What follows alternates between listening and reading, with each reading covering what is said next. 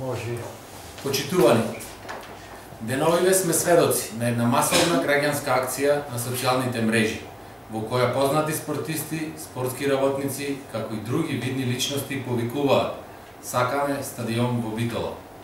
И ние како опозиција се вклучуваме во оваа акција со напомена дека не сакаме да ја политизираме, но едно не може и не смее да се заборави. Изградбата на стадионот во Битола, која ја ветуваше политичар, првиот човек на градот, градоначалникот Владимир Талески.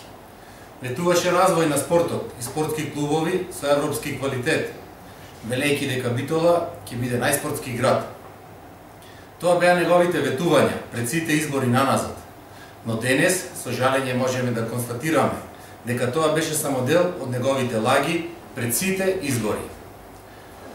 Го повикуваме градоначалникот Талески утре да присуствува на седницата на Советот на општина Битола и да образложи зошто Битола се уште нема стадион, зошто пропадна продажбата на фудбалскиот клуб Пелистер, зошто кошаркарскиот клуб Пелистер испадна од прва лига и зошто ракометниот клуб Пелистер се наоѓа пред колапс.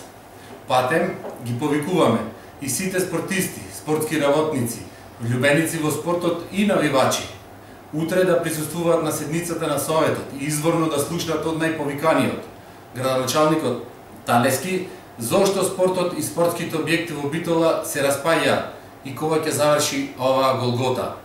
Благодарам.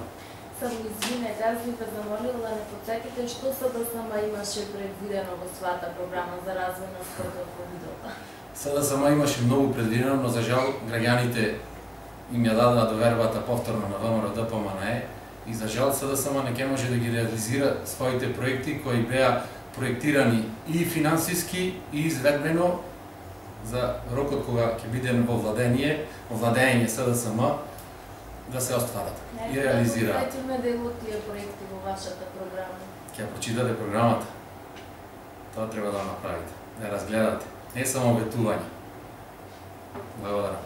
Хвала ви.